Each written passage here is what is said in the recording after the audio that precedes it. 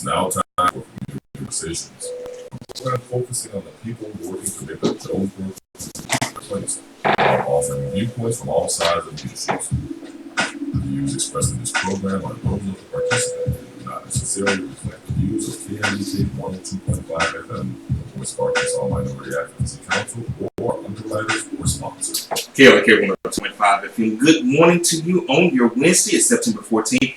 2016. This is Community Conversations, and this is our monthly Ask the Attorney Day. We do this the second Wednesday of every month on Community Conversations. And we have Mr. Scott Willhite in the speaking today, and we're going to take your legal questions in a few minutes when we open up the phone. So we do have some topics of a legal matter that we're going to discuss today. Mainly talking about the criminal justice system. So how are you doing today, Scott? Good morning, Nancy. I feel well. It's good to be here. All right, and we're certainly glad to have you. So, Kabila, let's get started. Okay, well, I had a list of questions, but I want Mr. Willhite to go into the things that he is concerning. Okay, someone is charged with a crime. These particular crimes we're going to be talking about are felonies. So, someone is charged with a crime. How is sentencing determined? So, if you please give us a little breakdown of the things that you have. Sure, thank you, Scorpio. What I brought this morning is trying to help us understand how certain sentences are attached to certain crimes. So the first thing we look at when a person is sentenced, if they are guilty of a crime, is their criminal history score. And that is basically whether they've been in trouble before. If they have a 0 criminal history score, that means they haven't been in trouble before. And it goes up from there. You just get a point for each time you've been in trouble. All right. Second category of information has to be considered is the seriousness level of the current crime. So one of the sheets I brought lists various crimes, and they go from severity of 1, least serious, to 10, most serious. For instance, a murder in the first degree is a seriousness level of 10. A computer fraud charge is a seriousness level of 1. For instance, aggravated robbery has a seriousness level of 8. So you attach that seriousness level of the crime in one part of the grid, the criminal history score of the person in the other part of the grid. You come up with what's called a presumptive sentence. Okay. For instance, if you had a level 7 seriousness level crime, and a 0 history score, your presumptive sentence is going to be 42 months in the Arkansas Penitentiary, or alternative sentencing. Now, what's alternative sentencing? What does that mean? Well, it can be probation, things of that sort. Okay. And primarily probation. Probation. Yes, that's the most common. Would it possibly include like arrest or? There's very limited circumstances, I think, where housing is available. Okay. I did pull up some, there's like electronic monitoring for people who have been in the ADC, the Department of Corrections, for 120 days. So there are alternatives, but they're not used as broadly. Okay. Now, I want to back up a little bit. We don't have enough time to talk about every crime, but when you mention murder and degrees, now, this is one thing that may confuse some people. You got to first and third degree. So, can you maybe explain? Can you explain what those different degrees entail? Sure. Primarily, that includes your intent. Okay. If you have a premeditated intent to commit murder, you would fall into the murder 1 category. Okay. For instance, if you had, you're driving and you end up killing someone because of negligent driving, that falls within homicide. So you certainly didn't have an intent to commit crime, but you negligently performed or committed that crime. So it falls in a lesser category of unintentional killing. Okay. So would you say that murder in the first degree is the highest? Yes, its seriousness level of 10 is the highest of the seriousness of crimes. Okay. Yes. Wow. Okay. Well, and the reason I asked you to, start with that, with the level of crimes, as many people may know, in the news, there have been some stories of rape, men that have abused women, and they, in different states, they get different sentences. And a lot of people are outraged about it because in two of those cases, they were both college students. And so one got a very light sentence and one got a very heavy sentence. And so, the general consensus is okay, why didn't they both get the same? It doesn't matter if they're in college. They were in college when they did crimes. What difference does it make what state they live in? So why does it vary, or from your opinion, your experience and speaking with other lawyers, why do you think the sentencing varies from state to state? Well, let me first start out. That's a great question. We do have a different circumstances, different types of cases, different statutes in different states. But in Arkansas, rape falls within the seriousness level of 9, so it's almost at the very top. So we take very seriously in Arkansas. I was just writing some thoughts down as we talked about this before we went on air. But you've got various factors. For instance, let's think about how strong the evidence is in the case. Okay. You may have a case with direct evidence. You may have a case with only circumstantial evidence. So that's one factor, is the strength of the case, the strength of the evidence. Secondly, as I said, different states have different charges. So there may be different wording of the statutes that make the case stronger or weaker. Okay. Right? You may have someone who's been charged with a criminal history. They can't take the stand and testify that they've never been in trouble before. Things that may affect the outcome. You may have someone that seems very credible, and the prosecutor thinks that they may be able to convince a jury that they didn't do this. And so you don't want to come away, I think as a prosecutor, the thing that you don't want to happen is to come away from a situation like that with a not guilty plea. So you may have to take a lesser sentence in the crime, agree to a lesser sentence to get a conviction. So it's basically, we want to get them in jail somehow, so we'll sacrifice them for lesser sentencing just to at least get them in jail. Under circumstances where the case is not as strong as others. Okay, I understand. And prosecutors agree to have a reduced sentence if they have a strong case, strong witnesses, very clear, that's, prosecutors don't do that. But under circumstances, we have,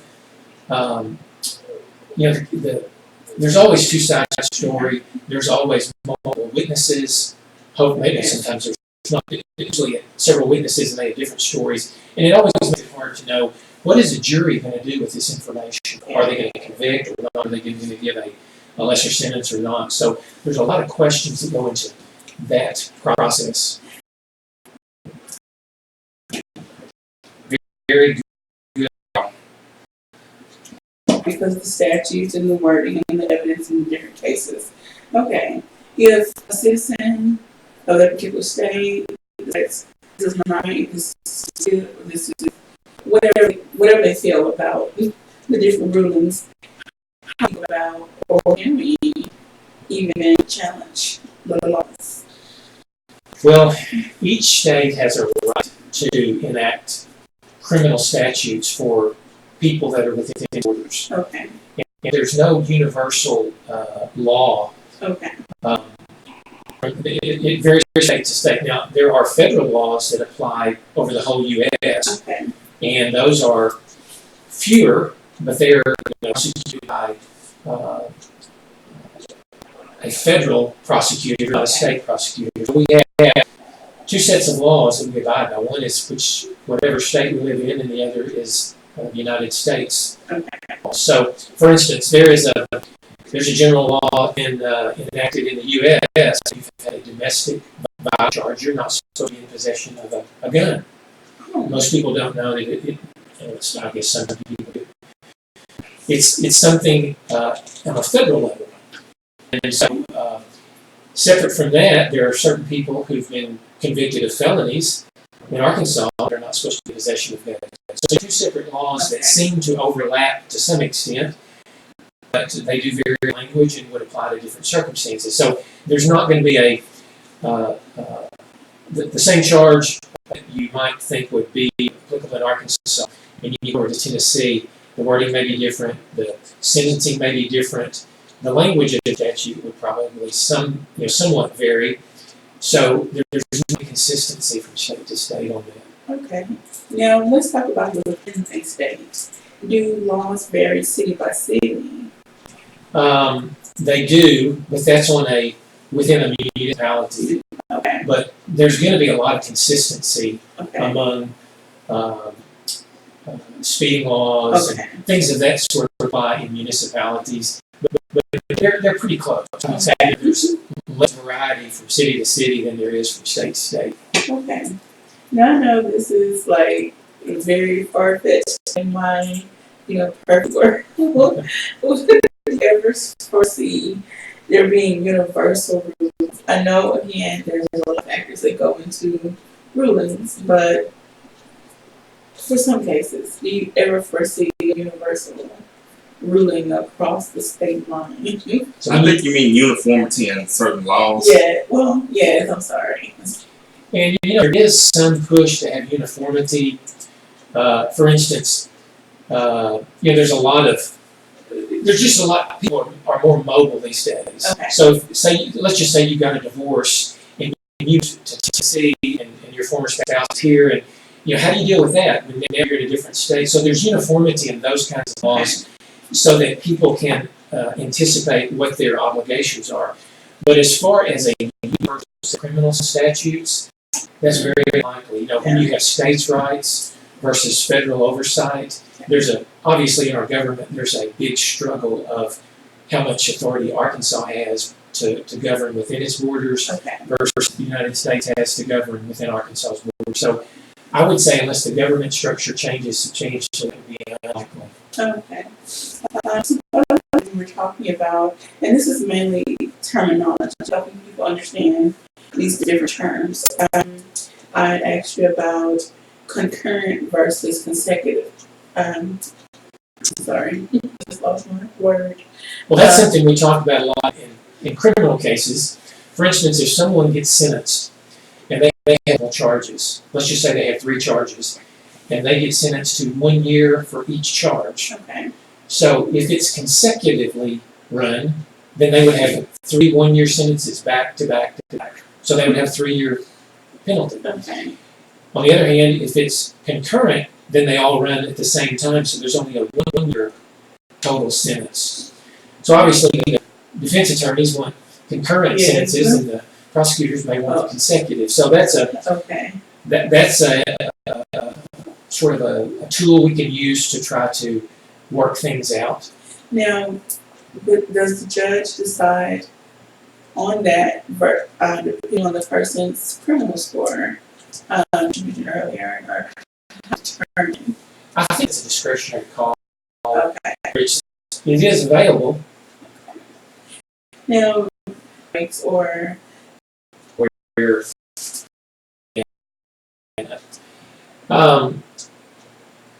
there are certain requirements once you get a you have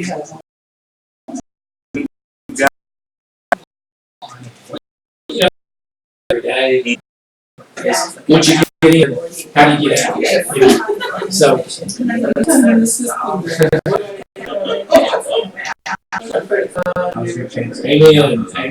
I've seen my share of the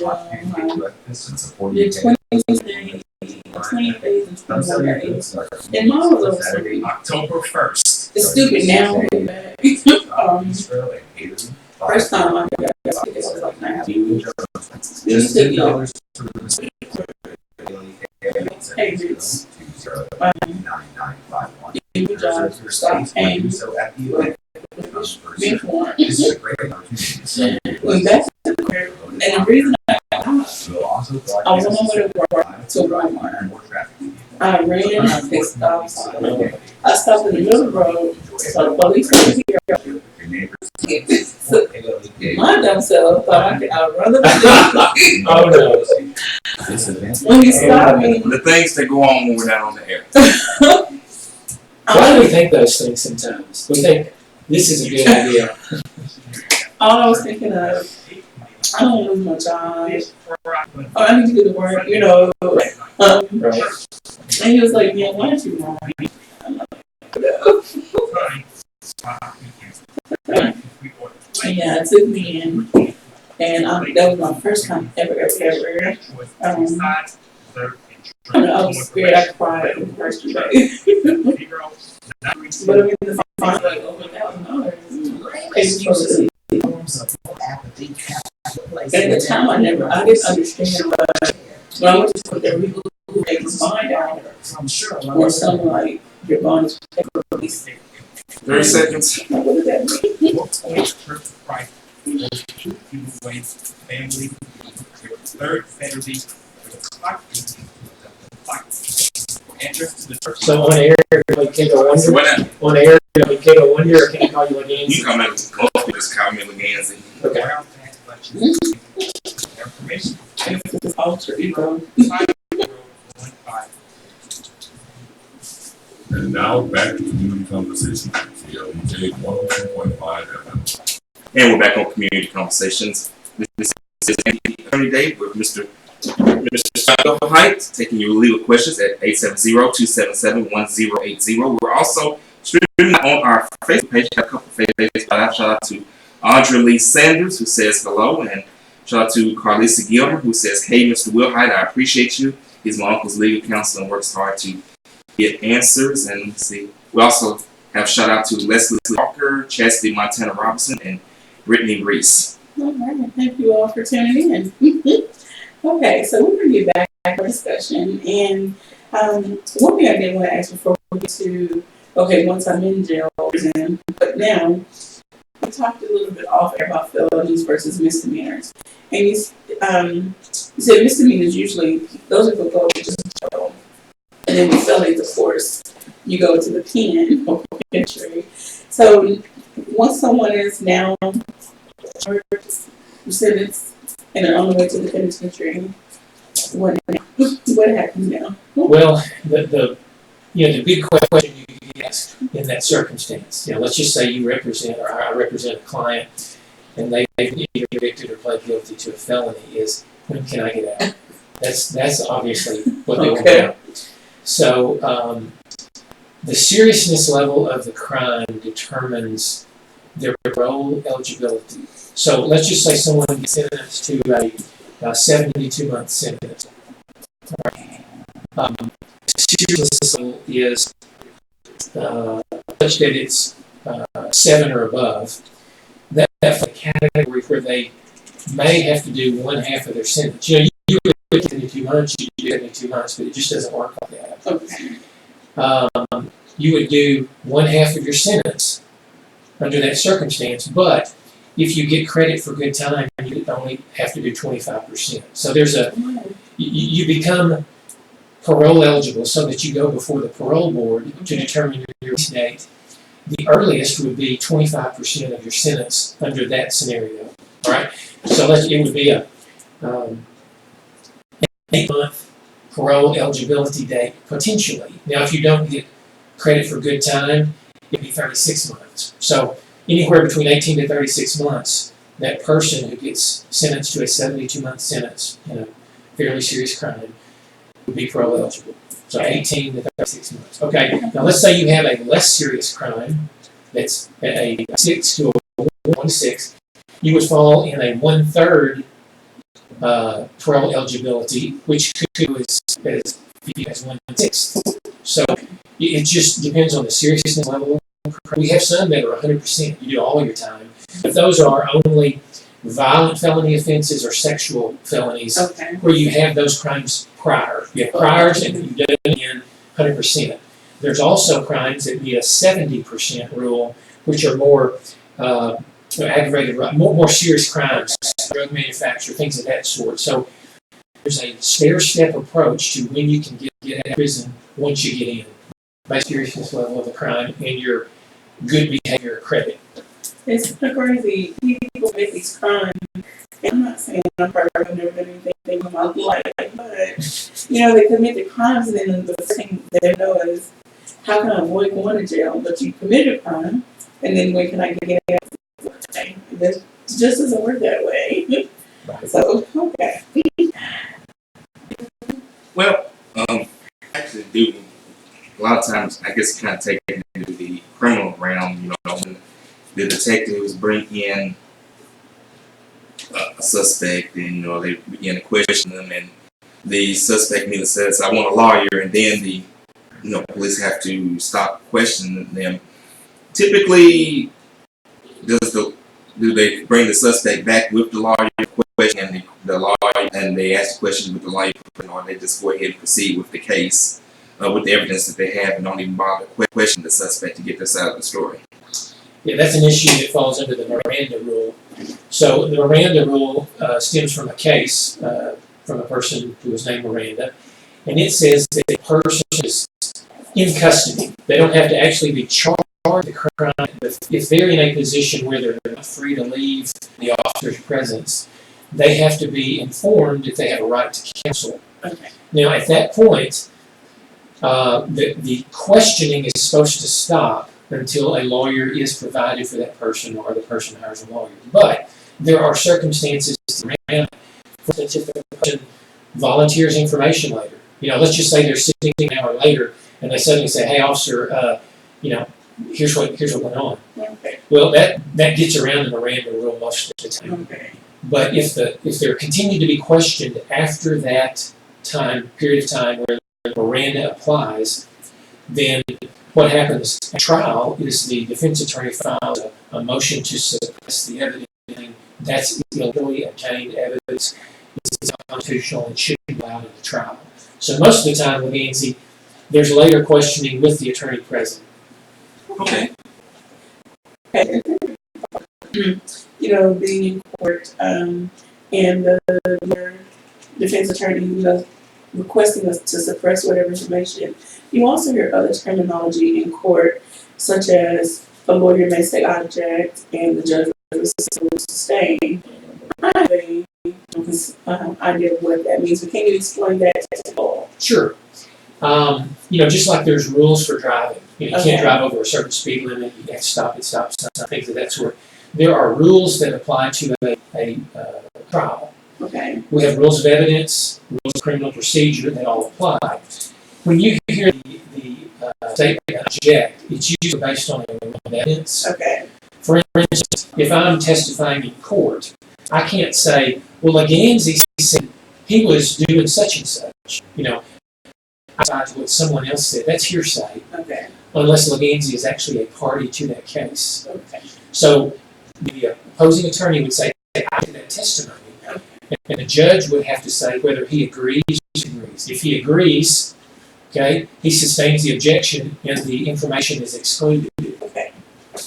Now, is it also up to the judge, the judge's discretion, whether he, decides to go forward or stop where information is being presented? Does he decide, okay, or because that party's not here to say he said that, or there's not enough evidence, there's not sufficient evidence to prove what you just said. Does the judge? Okay. I'm sorry.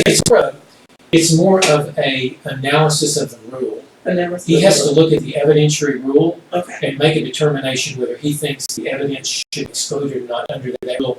There is some discretion involved. For instance, there's some evidentiary rules that say certain evidence can't be admitted because it's more prejudicial than it's probative or helpful. So that the judge would decide, is it helpful or is it just prejudicial? Okay. And he has to exclude it if it's more prejudicial and allow it if it's more probative. So it depends on the information requested. We have a Facebook shout out to Tuesday M. Scott. Well, Tuesday, how you are doing? This is Wednesday, but shout out to you Tuesday. Of course, we have a question for Scott Willhite from online. 870-277-1080. Once again, that phone number is 277-1080. We're taking your questions on our Facebook live stream. Okay. Now, I wanted to ask a little bit regarding felonies and misdemeanors. And most people, again, who have been through this, they know the difference. But how is it determined? How is the crime determined? A misdemeanor versus a felony? Well, to sort of take it from the back forward, a misdemeanor is a crime that the maximum penalty is 1 year in jail and a fine. I think $10,000. I have to look at the statute. Okay. I'm pretty sure that's correct. and you would not be sentenced to the penitentiary for that year. You would be sentenced to the county jail. You'd be in the custody of the county, Okay. not the state. So a felony, and conversely, would be something that you can be sentenced to more than a year in jail and a higher fine. Okay. Now, everyone that's been convicted of a felony automatically goes to prison? Or?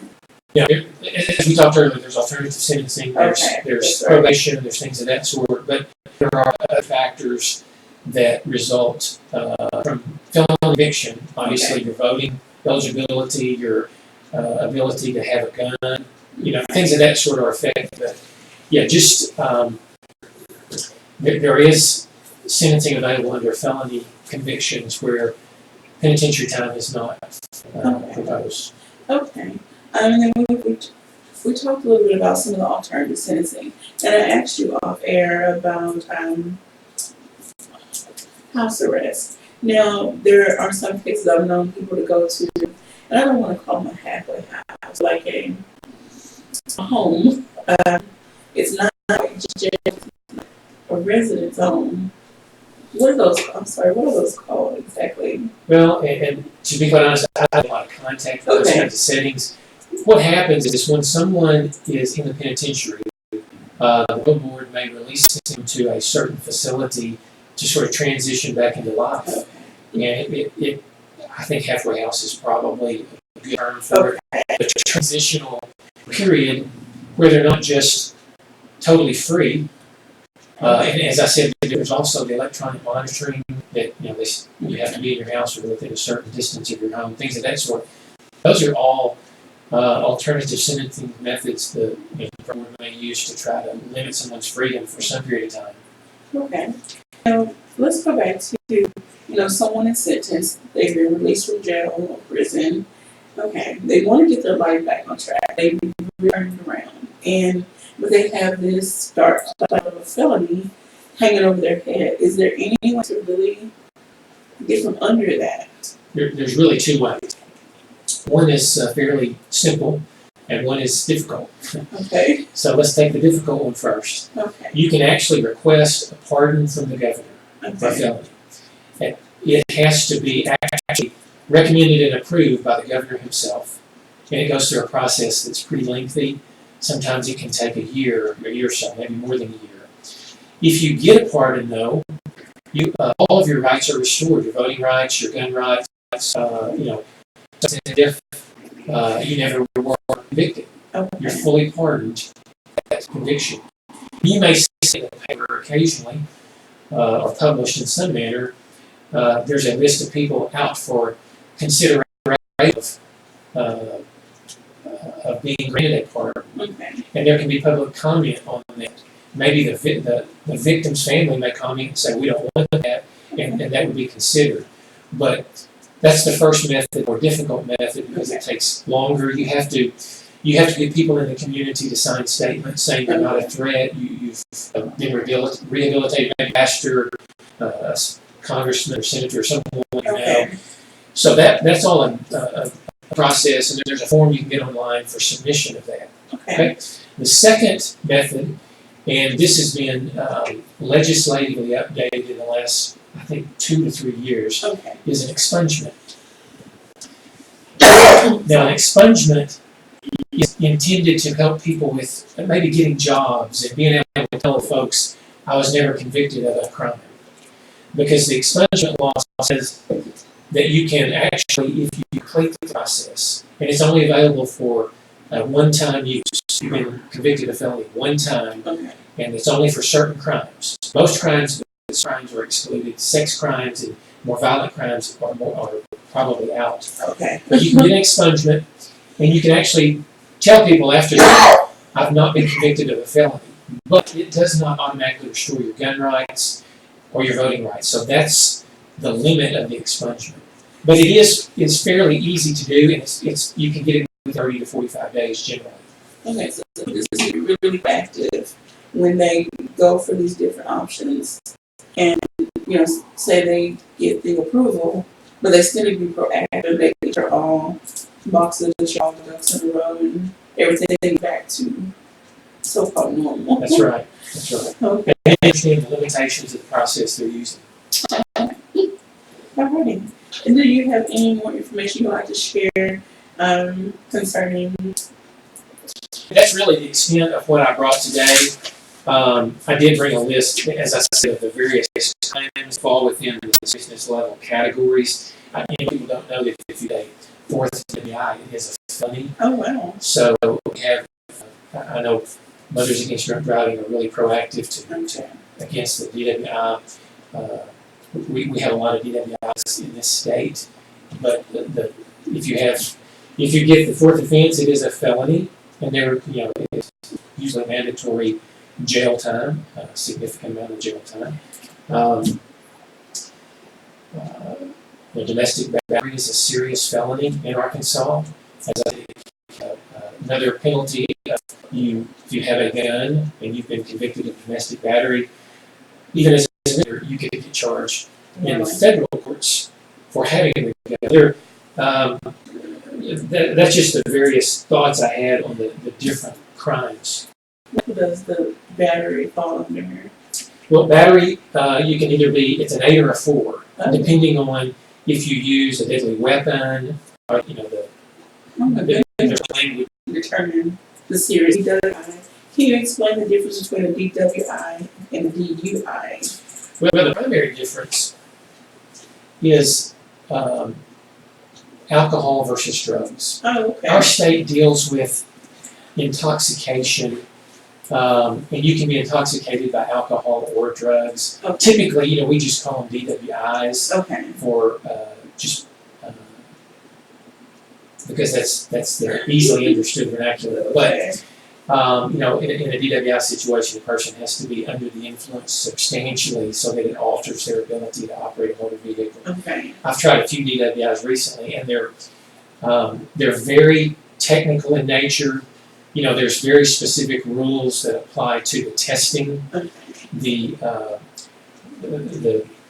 probable cause an officer has to have to get the authority to do the testing, things of that sort. So the process is, we have some attorneys in this area who do nothing but DWI defense, and so it is a problem, Well, and it does need to be severely, not severely, but fairly addressed, and you don't need to have intoxicated drivers on the road, clearly, but when you said this area, you mean Jonesboro? I mean, in Oh, Northeast okay. Arkansas.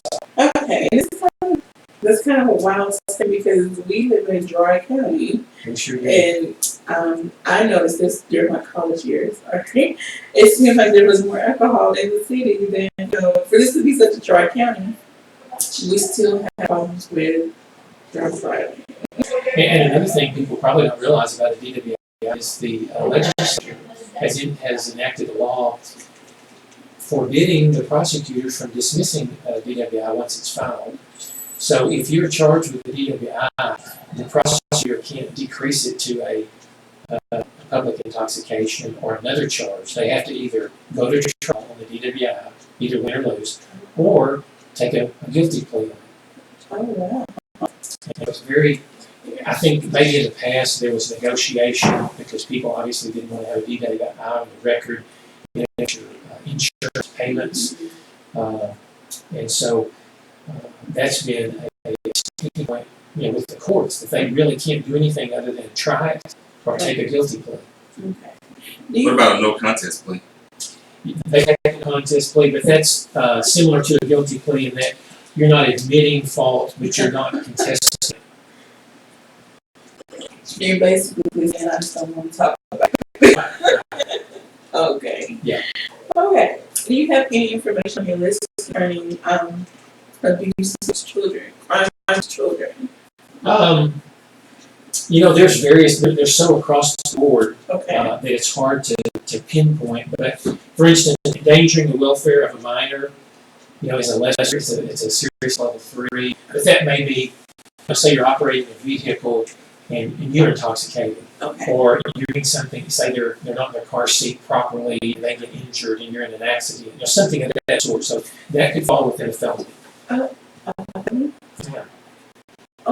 I guess it ultimately depends on how endangered the child is. That's exactly right.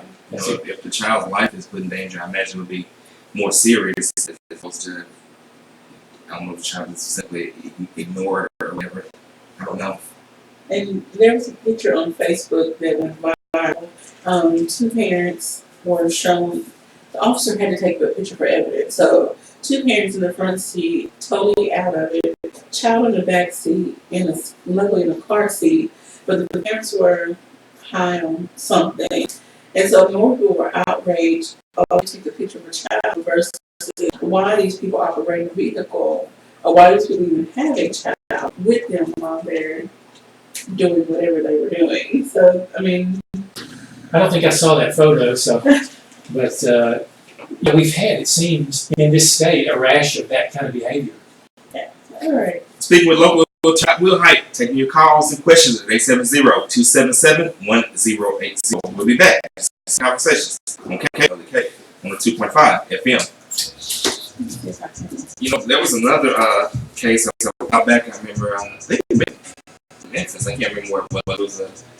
A lady, she got charged in endangering her children.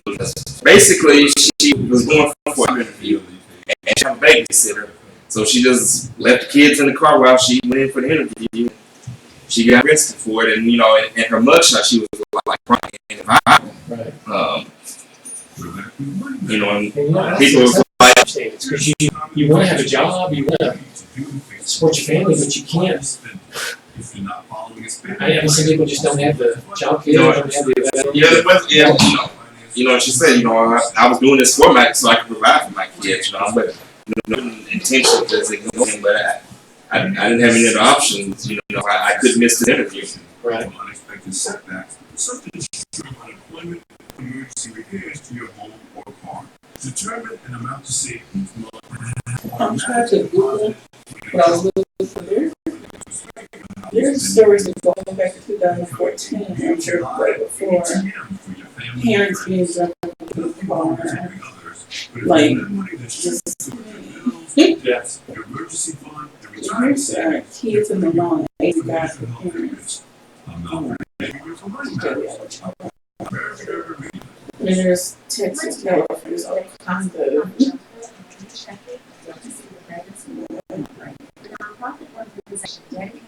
God bless you, lawyers, because there's so much information out there. Well, typical lawyers are like right below, I don't know, whatever the lowest form of life on earth is. So see the Yeah. Well, it could be because a lot of lawyers weren't into politics. That's true. That's true. Let's have that. Maybe if you could explain why you can't or practice across the. Okay. We'll talk about that in about 15 seconds.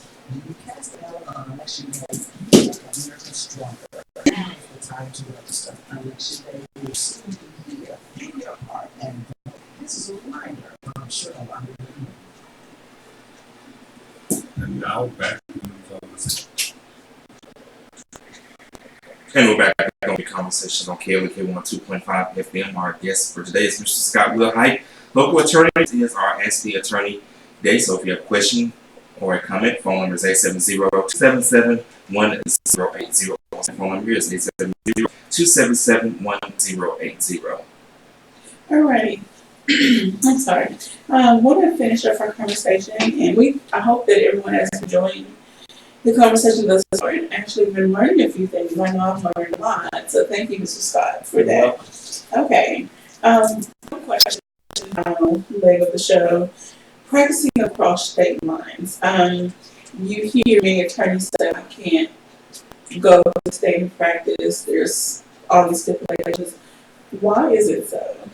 Well, you actually can under certain circumstances, Okay.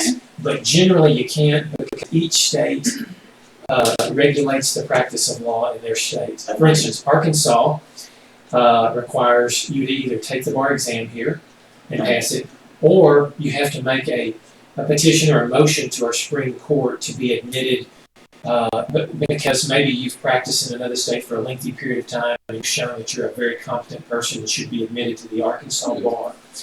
Now, the way you get around that, for instance, I practiced in Arkansas. The first years of practice was in Memphis. Okay. So I took the Tennessee bar originally back in 1989. In 1991, I took the Arkansas bar. So I'm admitted to both states. Now I can still practice in Tennessee because I took the bar. But if I wasn't admitted to practice in that manner, I can make, for instance, if I have a case and want to practice in Tennessee just for that case, it's called a motion for admission pro vice. I think it's a Latin term for the case, but I can be admitted for that case in particular, and the courts would govern how that worked. They would make me hire someone in Tennessee to help me, but I can still practice in Tennessee for that particular case. Okay. So you have to team up with that other attorney on that case. That's right. And most states do require that you hire an attorney, either an out-of-state attorney trying to practice in their state. They want you to know the local rules. There's local rules for each court, and generally it's from district to district, Okay. but they would be different for each state. Okay. So you personally have, would you say 2 licenses? I have 2 licenses, one in Okay. Tennessee and one in Arkansas. Has there ever been a case of someone who was trying to get admitted to the bar in all 50 states? I don't think so. That would be a big accomplishment. Oh goodness. And so the bar exam, is it strictly based on the laws of the state? The bar exam is really broken down into 2 parts. Okay. It has a state section and a general called a multi-state section. So you have to pass both. Okay. Now I was unfortunate in that when I took the bar, I took both parts and passed both parts. And if you take another bar exam within a year, you only have to take the state portion, not the multi-state. But I waited a year and a half, so I had to take both portions again and pass both portions again. But fortunately, I did that. Oh my goodness. So Now, what about the LSAT for people who are thinking about getting into law school? How is that? Well, and that's a sort of precursor to law school. The factors, and this was, I haven't kept up with it lately since I haven't applied for law school, but when you're interested in going to law school, there's generally 2 factors they consider primarily. One is your grades in college, and the other is your LSAT score. So the LSAT is a test that determines your aptitude for law school. Obviously, some people test well, some don't, so it's not going to be an absolute determination of if you're going to do well. Some people who don't do well, they also have great lawyers. But it is helpful to get into a good law school if you have a good LSAT score. You can even overcome.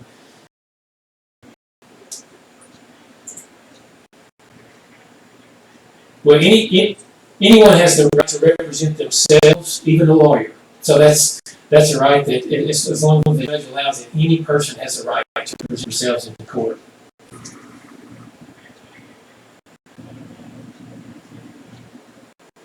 Yes, ma'am. That's a very difficult situation to be objective in representing yourself, but you can do that. So Yes, under most circumstances. Now, some criminal proceedings that are very difficult, a judge will appoint a lawyer, but allow a person to do most of it himself. That's sort of a more difficult scenario.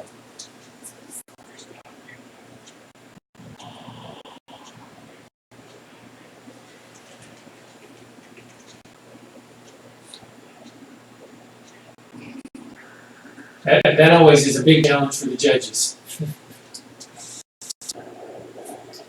Thank you, Farrell.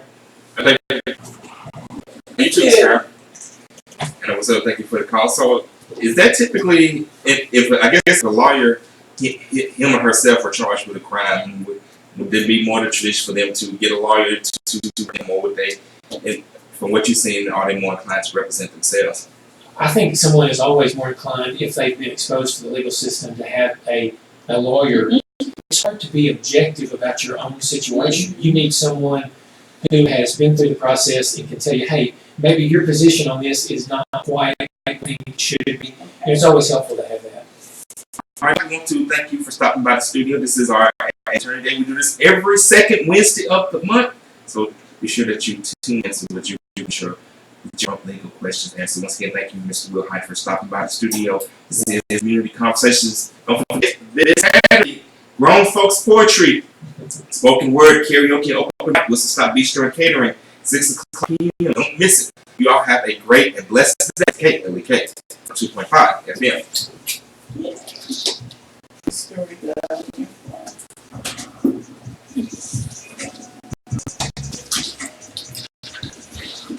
Oh my. Thank you for listening to Community Conversations.